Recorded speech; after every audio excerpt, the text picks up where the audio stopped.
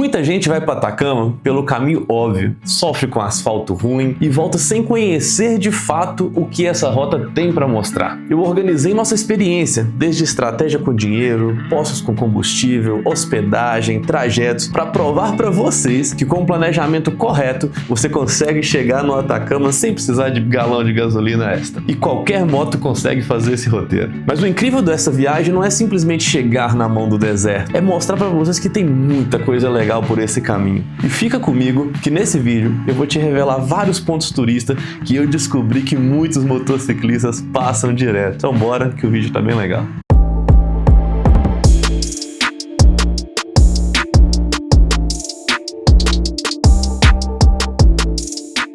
E pra quem tá chegando aqui agora, eu sou o Silas, a minha esposa Natália tá ali gravando, a gente é o Uai na Rota e viaja muito de moto e quer compartilhar tudo com vocês aqui. Então vem com a gente que eu prometo que o vídeo de hoje tá legal. O que eu vou mostrar pra vocês aqui hoje? Paradas estratégicas, turismo, dinheiro e falar um pouquinho sobre nossa opinião sobre combustível. Pra ser um vídeo bem direto. O que a gente vai fazer se vocês quiserem detalhes? Aqui na descrição eu vou deixar um link pro nosso e-book, o primeiro e-book do Uai na Rota. E lá, pessoal, vai ter tudo no detalhe. Vai ter hotel, nossa opinião sobre os hotéis, hospedagem, o que a gente achou, pontos turísticos, para vocês terem como material de estudo. Então, assista o vídeo todo, que a gente vai falar do nosso roteiro, nossas opiniões sobre alguns assuntos, e clica na descrição, que lá tem um e-book completo para vocês. Então vem comigo aqui pro computador que eu vou mostrar para vocês algumas coisas. Esse aqui, pessoal, é o trajeto que a gente fez, né? Eu tô considerando saindo de Foz do Iguaçu, independente de onde você vem do Brasil, é bem comum sair aqui por Foz, tá? E aí eu vou detalhando cada um dos trechos, as decisões que a gente tomou e por quê. E esse trajeto tá dando 6.437 km.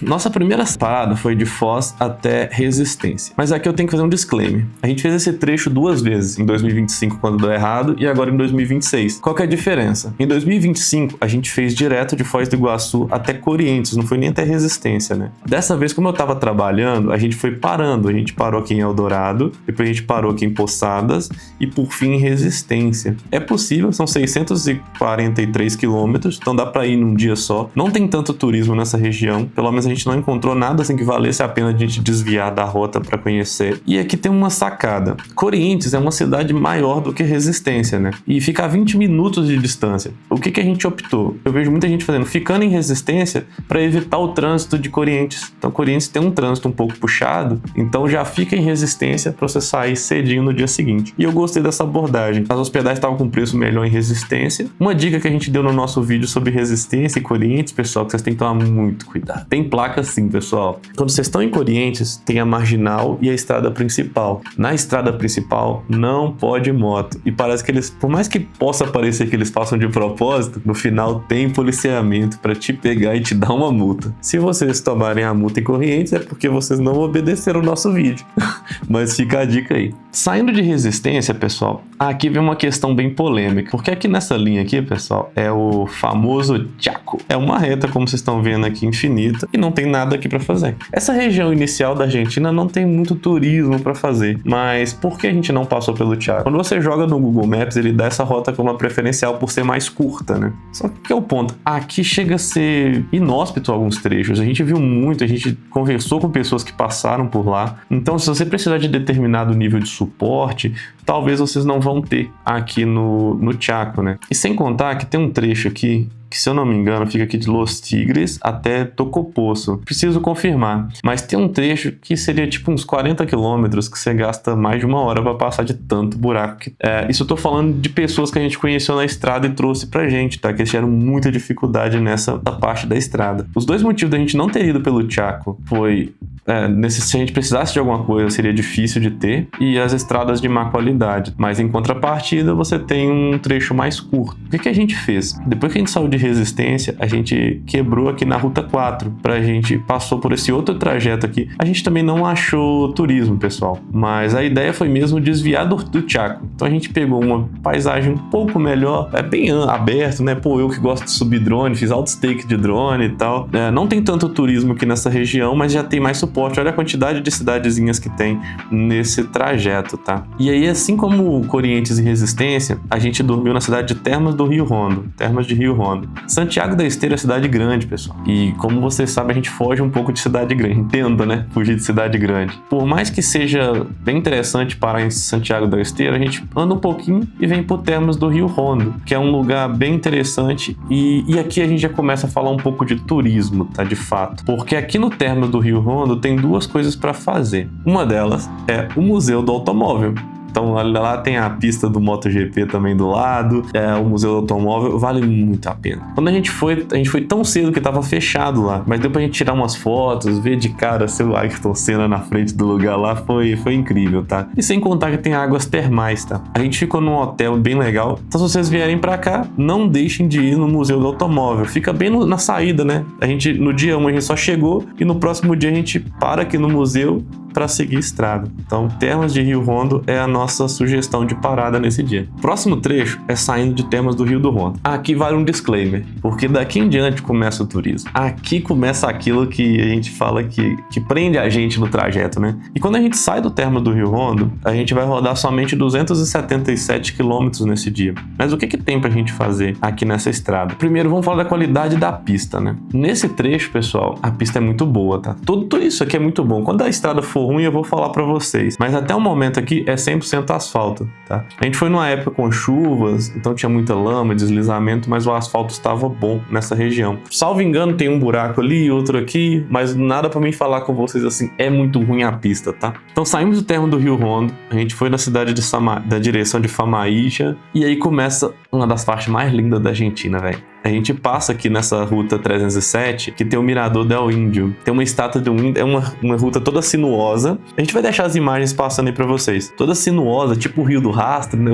O Rastro da Serpente. E tem um Mirante do Índio. Então você vai, caminho mesmo, você já para, saca o drone, faz umas imagens, maravilhoso. E quando você continua, aí vem a surpresa. Se vocês verem, é tudo curva, assim, bonitão. Aí você começa a chegar nesse Dique Langostura. A gente não sabia da existência disso, pessoal. Quando a gente subiu a serra, assim, que a gente viu aquele dique, assim, um visual surreal. Eu arrepio só de lembrar, que a gente não esperava. Então, assim, é um ponto, é uma parada que você para, tira uma foto, faz uns take de drone, e aí chega em um dos ápices desse dia. Taf del Valle. Eu lembro que no dia que a gente tava decidindo, pesquisando sobre o roteiro, né? Perguntei pra Natália assim, o que tem Taf del Valle? Ela falou, não, a cidade é bonita. É simplesmente assim. Então, Taf del Valle é muito bonito, gente. É uma cidade que, nesse trecho, a gente só colocou como passagem, mas eu consideraria no futuro voltar pra ficar hospedado lá. Pegar aquela manhã com uma neblina. É lindo. Parou pra almoçar nesse dia, tá? A gente saiu bem cedinho lá de Termas do Rio Rondo pra almoçar em Taf, né? Aí aqui continua a beleza na estrada, e aí teve uma outra parada que a gente veio, que é essa daqui, ó. É o Infernicho. É tipo uma vendinha com esse monumento aqui, fica umas lhamas lá pra você tirar foto.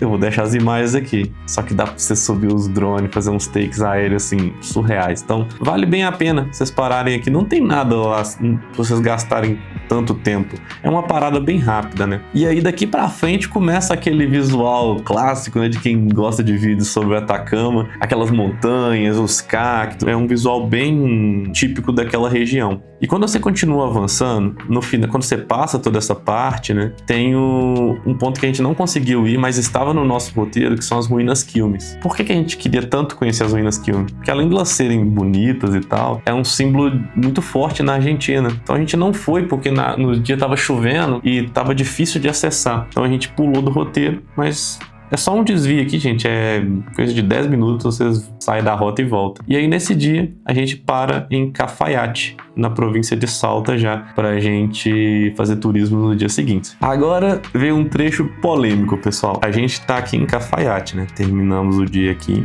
E aqui nessa região já tem muito turismo. Se vocês veem, tem duas rutas, né?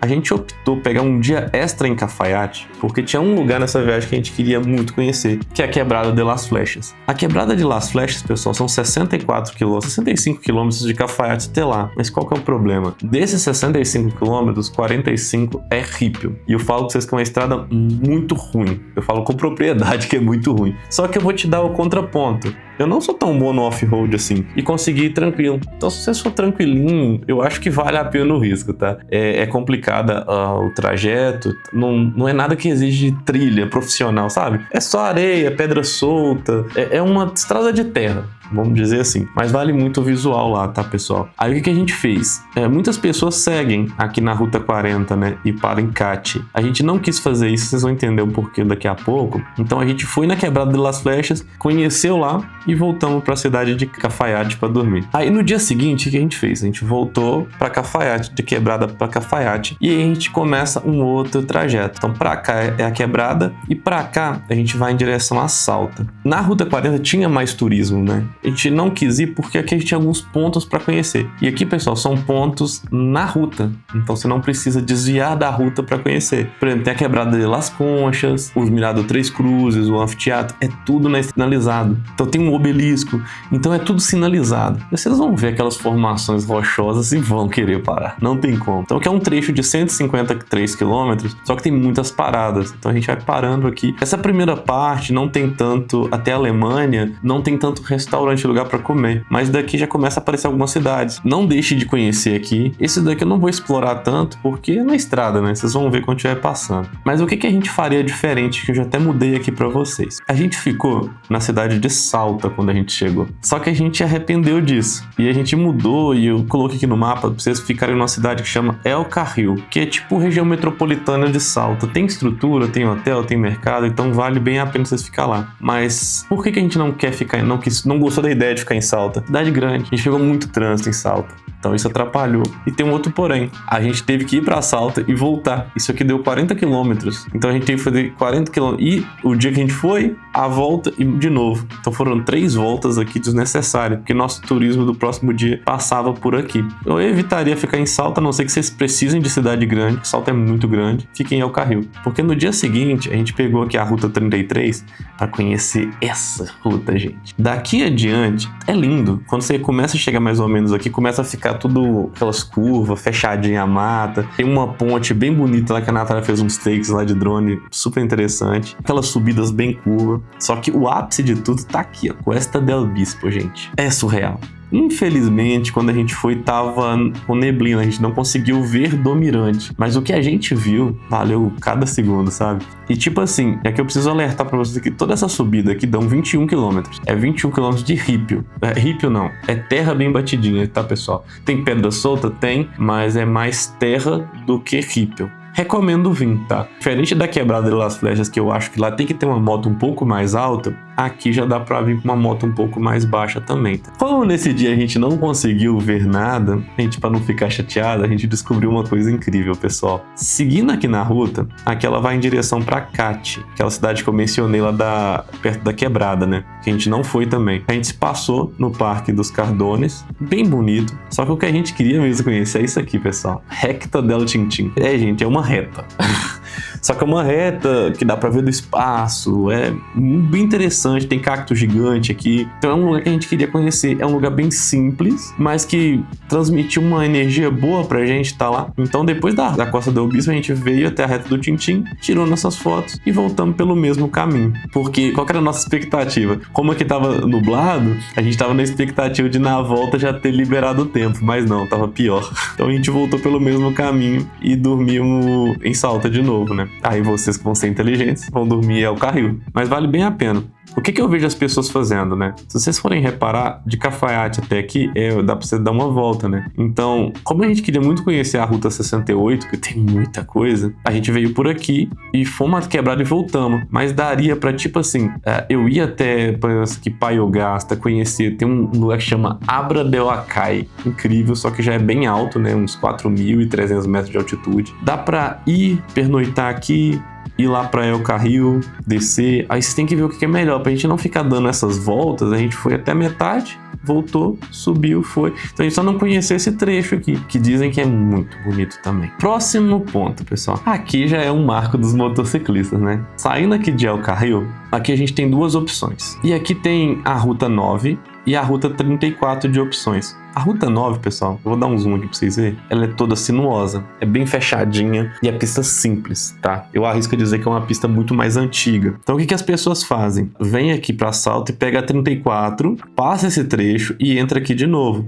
Só que, gente, a gente foi pela Ruta 9, é bonito demais. A gente pegou chuva, muita chuva nesse dia. E ainda assim foi bonito. E a gente recomenda ir pela Ruta 9, independente da sua moto e do seu nível, porque por mais que seja difícil, pessoal, é muito bonito. E se vocês querem de fato conhecer, é por aqui. Aqui tinha um mirante, tinha esses diques, pessoal. A gente não parou porque tava chovendo, tá? Mas tem esses diques aqui que dá pra vocês aproveitar e tirar umas fotos bem interessantes. E aí a gente seguiu. Aqui é só estrada, não tem nada de turismo. Aí a gente chegou na cidade de Purmamarca. Purmamarca, ele sai um pouco da ruta. Os Cerros de Sete Colores, né? Cerro de Sete Colores já é algo bem conhecido por nós motociclistas, né? Algo que é caminho para ir para São Pedro. Então é um ponto bem legal. Não pega estrada de terra. Você só desvia um pouquinho, para a moto na rua mesmo e vai lá.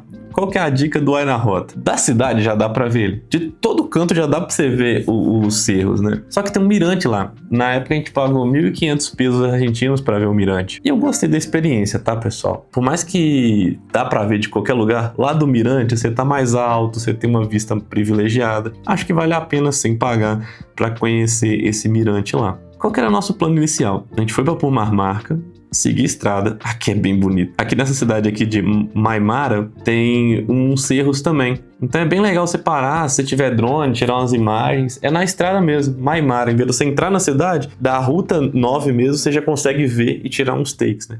A gente ia dormir em Tijucara pra fazer o Cerro 14 Colores no dia seguinte. Só que eu lembro que é tão perto o trajeto, né? 280 quilômetros. Tão perto que a gente falou assim, olha, não vamos parar tão cedo agora em Tijucara. Então a gente esticou de Purmamarca. A gente foi lá pra Purmamarca e fomos conhecer lá a Serrania dos 14, né? A gente foi lá pro Cerro 14 Colores. Aqui vem o disclaimer. Isso aqui tudo é estrada de terra, tá, pessoal? Bem sinuosa, tem rípio, tem terra batida, tem areia. Comparando com a quebrada de Las Flechas e a Costa del Bispo, ela tá bem mais próxima da Costa del Bispo do que da quebrada. A quebrada de Las Flechas é bem ruim. Já o Bispo e aqui dá pra ir, mas eu acho aqui mais complicado do que a Costa del Bispo. E qual que é o ponto? Quando você chega aqui no topo, tem um mirador. Não cometa o mesmo erro que a gente. Do mirador já é perfeito, pessoal. Você para a moto lá de boa, lá já é 4.300 metros de altitude. Então você já sente respiração pesada, cabeça inchando. Se você parar com a moto lá, tudo bem. Você para, tira as fotos, acabou e vai embora. Tem uma trilha, pessoal. Se você ver ó, esse traço aqui, é uma trilha que você vai andando bem curtinha, ela é muito curta. Só que ela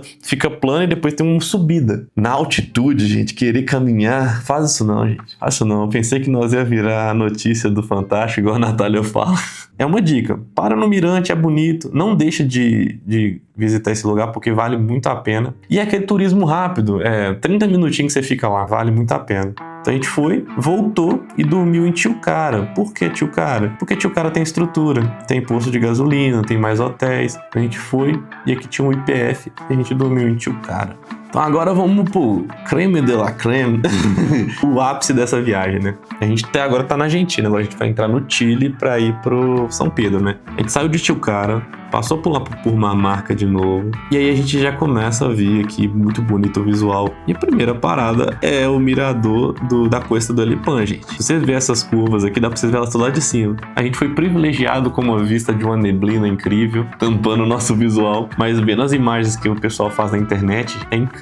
Todo o trajeto é legal. Aqui você já começa a ir subindo, tá? Então você já vai sentindo um pouco da altitude. E aqui tem esse mirador que você consegue ver toda a Cuesta do Alipán. Se você tem um drone, umas imagens incríveis. Se não tem, o visual faz muita diferença também. E é caminho, tá? Aqui não precisa de se preocupar tanto, porque vocês vão ver. Tem uma placa bem grande assim na curva falando que lá que é um mirador. Agora, uma coisa que... Isso aqui, pessoal, quem pula isso daqui tá vivendo errado. Isso aqui pra mim é o clássico de ir pra Atacama. O Marco de Jujuy. Aquela pedra que tem escrito 1.170 metros acima do nível do mar. É logo após a Cuesta do Alipán. É poucos quilômetros. Vocês vão ver que vai ter muita gente parada. Agora já tem até vendinha lá do lado dele. Então você não deixe de ir. Porque assim, é uma parada de 10 minutos. E aqui é pra mim uma coisa que marca muito. Como eu falei durante o nosso vlog, né? Coisas que eu só via na internet. Isso era uma deles. Agora vem uma coisa que isso daqui eu não perdoo quem pula, gente. Vocês vão descobrir desculpar. Se vocês continuam ainda aqui na Ruta 52, vocês vão passar em Salinas Grandes. Só que o que a gente viu? Muita gente fazendo, pessoal. De fato, é muito bonito. Você para lá, tem todas aquelas vendinhas e tudo mais. Você tem umas esculturas feitas de sal. É muito bonito. Só que o legal das Salinas Grandes é você pôr a sua moto na salina.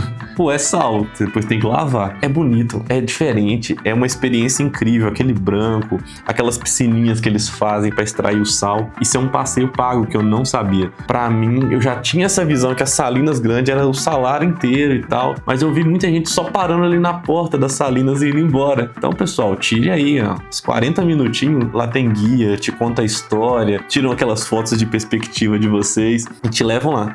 Na época a gente pagou 12 mil pesos argentinos, tava dando uns 42, 46 reais, mas vale muito a pena. Você perde uns 40 minutos da sua viagem, mas aqui é um lugar bem interessante de se parar. Agora vem um problema, pessoal. A gente começa seguindo viagem aqui, a gente vai pro Passo Jama, o tão temido. Daqui em diante, pessoal, a gente passa pela cidade de Susques. Eu vou falar com vocês bem sincero, não sei quanto vocês vão estar vendo esse vídeo, mas esse trecho de Susques foi o pior trecho da viagem. Todo o asfalto aqui é bom, tá? Tem uns trechos aqui bem interessantes e tal, tem buracos aleatórios. Agora Susques era uma buraqueira sem fim. E eram umas gamelas assim na estrada, que eu já vi muita gente contando história de quebrar a roda nessa região, pessoal. Se vocês forem nessa região, devagarzinho, tranquilinho, vai curtindo e tome muito cuidado com Susques. Eu já vi algumas pessoas falando que dormiram em Susques. Eu vou te falar o porquê. Depois de Susques já é o Passo Jama. E o Passo de Jama, o pessoal recomenda passar lá até 3 horas da tarde. Das Salinas Grandes até lá é 1h20 mais ou menos. Por que antes das 3? Porque lá o tempo muda muito fácil. E sempre tá cheio. Lá é um lugar unificado. Diferente das outras duanas, o Chile e a Argentina é tudo no mesmo lugar. Então o processo demora mais. Tem muita excursão. Então é sempre legal você se programar para chegar lá até 3 horas da tarde, tá bom, pessoal? Então por isso que eu já ouvi muita gente falando que dorme em Susques para não correr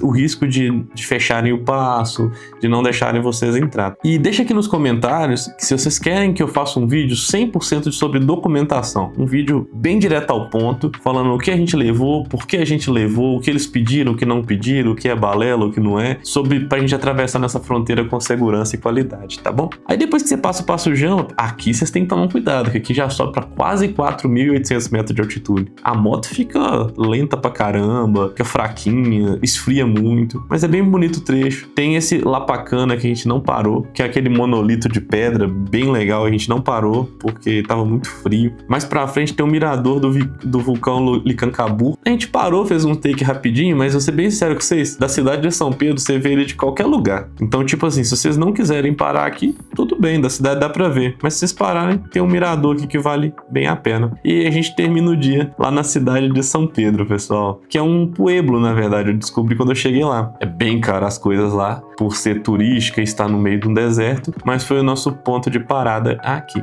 Chegamos em São Pedro. A gente ficou 2 dias inteiros lá. 3 dias, né? Porque a gente chegou e mais 2 inteiros. No primeiro dia, a gente fez alguns passeios de moto. A gente foi por conta própria. E no segundo dia, a gente fez alguns passeios pagos por agência. Eu vou explicar o porquê bem rapidinho. São Pedro tá aqui. Então, o que foram os 3 passeios que a gente fez lá? Primeiro, Vale de la Luna. Dá pra ir de moto, tá, pessoal? Dá alguns trechos de terra, mas é bem tranquilo. Aqui, se vocês vierem por aqui, isso aqui é um parque. Então você paga e entra de moto dentro do parque, R$70, lindo, sem estresse nenhum. Só que os aparecidos aqui não queriam pagar R$70. Então a gente, em vez de vir esse trecho, a gente veio, voltou. Tem esse mirador aqui bem legal, a gente tirou umas fotos aqui, Licantai, a gente parou aqui bem legal. E a gente falou, poxa, se aqui é o mirador... Melhor, é aqui, ó. Mirador Las Três Marias. Tem esse mirador aqui, que é exatamente isso aqui. Se a gente dá pra ver por aqui, também dá pra ver por aqui. A gente viu um canal que eles fizeram isso. Tem um trecho de terra aqui, que dá pra vocês virem até aqui. E esse outro restante, você vai caminhando, não paga. Tem caminho sim. Não é aventura que a gente fez, não. Tem um caminho aberto e não paga. Então assim, vocês podem escolher pagar R$70 e vir de moto até aqui ou dar essa volta, mas aqui eu já falo pra vocês, é bem ruim mesmo. Tem a marcação do caminho, mas é pedra solta de força. Então é muita pedra solta que tem nesse trecho aqui, e além disso você tem que caminhar 1 quilômetro subindo para chegar até aqui. Então muita terra e 1 quilômetro, ou pagar R$70 por pessoa, aí fica a critério de vocês. Outra coisa que a gente fez foi o Magic Bus, que é um passeio icônico, né, pessoal? Se vocês põem no Maps, ele dá aqui o Magic Bus. Só que o que a gente descobriu? Aqui já tem uma trilha no chão, aí você vai seguindo o caminho dos carros, o Magic Bus está um pouco mais afastado.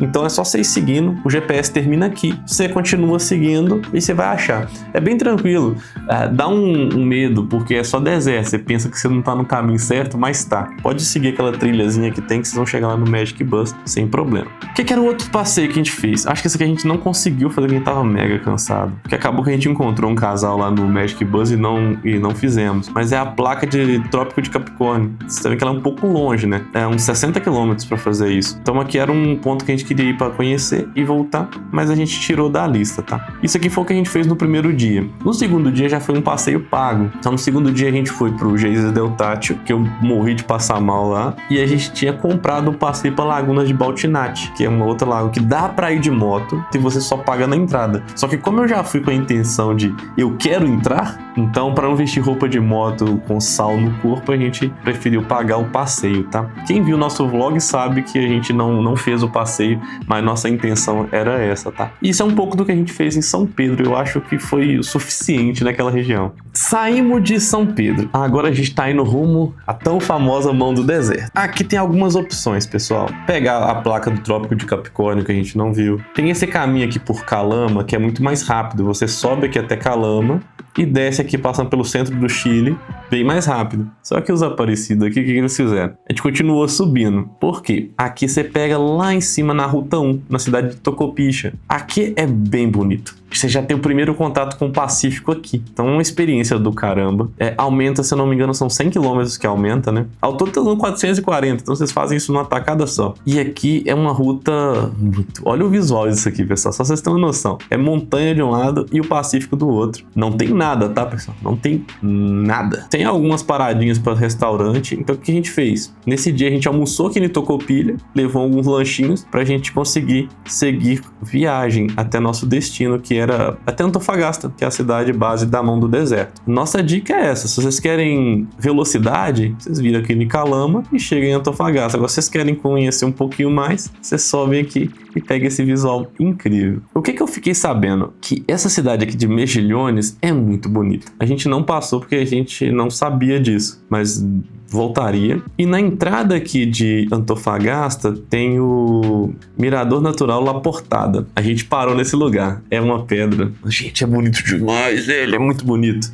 Não deixem de ir, tá? Tem o Ito de Capricórnio também, é um monumento bem sem graça que tem lá, mas você mostra na linha de Capricórnio também, a gente tirou uma foto nele. Passando desse La Portada, chegamos em Antofagasta. Antofagasta é uma cidade grande, tá, pessoal? A gente ficou bem aqui na entrada, né? Eu vou deixar pra vocês o Airbnb que a gente ficou. Só que ele foi muito gostoso. Só qual que é o problema? A Mão do Deserto é pro outro lado. Então a gente teve que atravessar toda a cidade grande para chegar lá na Mão do Deserto. Muita gente deixa para ir na Mão do Deserto no dia que já tá indo embora. A gente fez diferente, porque a gente tava cansado e a gente queria curtir bastante. São 70 quilômetros de Antofagasta até a Mão. A gente ficou uma diária extra em Antofagasta, a gente já iria ficar de qualquer forma, mas não é necessário, tá? Dá para vocês ir, que é trajeto para a próxima cidade. A gente foi até a Mão do Deserto, passou por La Negra, vulgo Mad Max, conhecemos a Mão do Deserto e retornamos para Antofagasta, tá? 140 quilômetros total. Mas a gente gostou dessa estratégia que deu pra gente fazer com calma, era algo que a gente queria aproveitar muito, né? Então fazer correndo não era o que a gente queria. Mas não é necessário pegar uma diária essa em Antofagasta, porque é pertinho. Uma pergunta que eu recebi no Instagram foi: dá pra ir de São Pedro até a Mão? Não dá, pessoal. Pra você fazer um bate e volta assim, é muito longe, tá? É Antofagasta que é a cidade base para vocês poderem conhecer a Mão do Deserto. Vão lá que já tá quase no final agora, pessoal. Aqui eu vou falar para vocês 3 dias em um take só, porque aqui não tem tanto turismo. Quando a gente saiu de Antofagasta, qual que é a nossa meta para começar? Chegar em Mendoza. Para curtir um pouco, vocês vão ver tudo que a gente tem de turismo aqui. Se você põe no GPS, ele manda você vir pela Ruta 5, porque a Ruta 5 é uma rodovia melhor. Ela é toda duplicada, tem muita carreta, mas é bem melhor. E já a Ruta 1 é aquele visual mais praia e montanha, saca? Sem muito suporte. O que os Aparecidos aqui fizeram? Saímos de Antofagasta, fomos na Mão do Deserto outra vez só para conhecer e voltamos e descobrimos que tem 3 opções. Tem essa daqui do meio, que eu não tô lembrado do nome dela, a Ruta 1 e a 5. O GPS joga pra 5, só que a gente queria passar aqui, nessa beiradinha aqui, é o Cobre. Isso aqui é um mirante, pessoal. É bonito demais esse mirante aqui. Então assim, a gente quis passar aqui pela B70, descemos aqui na Ruta 1, aqui é deserto, viu? Aqui não tem nada. Nada com nada. Tem uns pescadores que ficam lá, mas só. E aí a gente almoçou nessa cidade aqui de Paposo. É a primeira cidade depois de Antofagasta passando por esse caminho, tá? É um caminho longo, mas dá pra ir, tá? Foram 120 quilômetros que a gente rodou nesse trecho bem inóspito aqui mesmo dessa região, mas é bem bonito. E a gente passou por Tal e dormimos na cidade de Bahia Branca. E agora que vem umas dicas que eu vou dar pra vocês. Bahia Inglesa, foi mal. Cidade de Bahia Inglesa. Bahia Inglesa é tipo Trancoso. E Caldeiras é tipo Porto Seguro. Então é tipo assim, se hoje eu fosse escolher, eu dormiria em Caldeira, por ser um pouco maior, bem mais barato. Agora em Bahia Inglesa, os hotéis lá estavam a partir de $500. Não, tinha um de $500 lá. Então a gente achou, acabou que a gente achou uma cabana lá, ficou, acho que foi uns R$400 que a gente pagou numa noite. Mas é que eu tava tão cansado pra voltar em Caldeira, então a gente ficou por lá mesmo. Então a gente pernoitou aqui. Mas se tivesse pernoitado em Caldeira, também daria, a gente ganharia até tempo pra ir embora. Mas a gente teve que andar isso aqui. Mas foi uma parada bem legal. Mas se vocês quiserem curtir, essa região aqui é muito bonita, tá? Então aqui é um ponto bem atrativo, é praia deles lá. Aí vai pro segundo dia. Depois que a gente saiu de Bahia Inglesa, a gente tinha as opções de ir pelo litoral ou a gente ir pela A5, que eu falei com vocês que não tem nada. Nesse dia a gente optou ir pra A5 porque a gente cortou um dia da estrada. A gente ia dormir em La Serena, se a gente tivesse vindo pelo litoral. Então a gente veio por essa duplicada para ganhar velocidade, passamos La Serena, que é cidade grande. Não recomendo dormir, é muito trânsito, muito grande. Se for para dormir aqui, durma numa cidade antes, tá? Seguimos em direção Vinhas del Mar. Então a gente passou por tudo isso, pegou um pouco de litoral e dormimos aqui Vinha del Mar. Qual que foi o problema? Eu já até mudei aqui no mapa. É uma região turística, faz parte de Valparaíso. Se vocês querem conhecer Valparaíso, Vinha del Mar, aí vocês vêm pra cá porque é muito bonito. Mas não vale a pena, porque isso daqui até Vinha são 62 quilômetros. Se for só pra pernoitar igual a gente fez, não vale. Então, o que eu teria feito de diferente, né, se eu tivesse parado pra pensar? Eu dormi aqui em La Calera. E La Calera já tá na boca do gol da Ruta 5 pra seguir viagem. A não ser que vocês queiram fazer turismo aqui, que tem turismo aqui, eu não ficaria em Vinhas del Mar. Eu dormiria em La Calera. O dia seguinte é o grande dia, né, pessoal? É o dia da gente conhecer os caracoles. Aqui, ó, é uma estrada bem simples, tá? Então saiam cedo, pra vocês não pegar carreta e pra tirar o máximo. E aqui tem os mirantes aqui dos caracoles, né? São vários miradores, ó. Cada curva é um mirador. A gente descobriu que o melhor pra tirar foto é a curva 17 e a curva 19. São as melhores curvas pra tirar foto. Tem vários pontos aqui que dá pra tirar, tá? Mas essas duas ficam as melhores imagens de drone e tudo mais, nos caracoles. Aí, um ponto engraçado pra vocês, mas que eu acho bem interessante. Quando vocês terminam os caracoles, tem uma cidadezinha, um vilarejozinho, que chama Portillo. Nesse Portillo, eu e a Natália estavam tão cansados naquele dia que a gente falou assim, pô, vamos dormir na estrada? Vamos pegar um lugar bem bacana pra gente dormir? E aqui, esse hotel que tem aqui, tem um hotel aqui que tem uma vista pra esse lago. A gente almoçou nesse lugar nesse dia, mas eles não tinham disponibilidade de quarto, porque ele só funciona no inverno. E a gente foi no verão. A gente almoçou lá, tirou uns takes aqui desse mirador do Inca, subiu o drone, fez uma gazarra aqui e foi muito bonito. E daqui a gente seguiu viagem pra outra fronteira. Depois de enrolar tanto, né, que nossa ideia era dormir lá no meio da estrada, a gente foi fazer a fronteira. Aí a gente enrolou muito aqui, né, pra atravessar o Passo dos Libertadores. Aqui já é um processo que demora um pouco mais, porque não é integrado, como é no Passo de Jama. Como que primeiro você sai do Chile para depois entrar na Argentina. E a gente foi. Aqui tem o túnel do Santo Cristo, é bem bonitinho, tá? Isso aqui, não, bem bonitinho é pouco. Isso aqui é bonito demais, esse trecho, pessoal. Tem a Ponte del Inca, a gente não parou lá, mas é bem bonita. É muito bonita essa estrada toda aqui. A gente foi bem tranquilinho e tal, porque nossa meta era chegar em Mendoza. Só que a gente falou assim, vamos mudar os planos? Vamos dormir em Uspallata. É a primeira cidade depois da fronteira, então foi bem legal a experiência, porque a gente queria pular Mendoza, na verdade. Nossa ideia era tomar uns vinhos em Mendoza, só que a gente pegou uma notícia que tava muito caro as coisas lá e tava muito trânsito, a gente pulou Mendoza. Então a gente dormiu em Uspallata e não fomos em Mendoza. A gente só passou lá, né, pra comprar um negócio que eu precisava muito específico, mas nós dormimos em Uspallata, né. Aí, uma coisa que eu não falei pra vocês é que, beleza, dormimos em Uspallata. E agora aqui tem o paraíso, né, gente? Tem a cidade aqui de Potrerillos. que tem aquele túnel Cauchueta, que é aquele túnel que você sai e já dá um visual direto assim pra uma represa. É bonito demais. Então fica nesse trecho também da estrada, tá? Depois que a gente sai de Uspallata, antes de chegar em Mendoza, você desvia um pouco da rota, tá? Tem a ruta 7, você desvia um pouco dela, passa por dentro e tá aqui o túnel. Aí o que a gente fez, né? A gente saiu do túnel, veio cá, voltou com a moto pra gente pegar naquele visual saindo e pegar essa represa aqui muito bonita. Aí passamos por Mendoza. Daqui de Mendoza pra Foz, não tem turismo. A gente não achou nada interessante que valesse a pena. Então daqui para Foz é pôr o GPS cravado em Foz e dormindo nas cidades pequeninas, porque é bem tranquilo esse trecho, tá? Tá, vamos lá. Isso que eu mostrei para vocês é um resumo da nossa rota e alguns pontos turísticos que a gente fez. Quis dar essa visão geral porque no nosso e-book tá tudo detalhado e lá você vai poder pegar no detalhe mesmo. E se quiser me perguntar, eu também respondo algumas dúvidas. Então agora vamos para a segunda parte do vídeo. Como lidar com o dinheiro, tá? A gente usou duas estratégias. Uma, um cartão, e outra, o dinheiro em espécie. Só que, falando do dinheiro em espécie, eu levei, para ser mais exato, R$1.000 em pesos argentinos e R$1.000 em pesos chilenos. Por que eu levei só R$1.000? Só R$1.000 porque tá muito caro as coisas lá, pessoal. Então R$1.000 lá não dá quase nada, tá? Já vou lembrando, avisando vocês disso. Mas a ideia do dinheiro é o seguinte: sempre que eu fosse usar o cartão, que eles falam assim,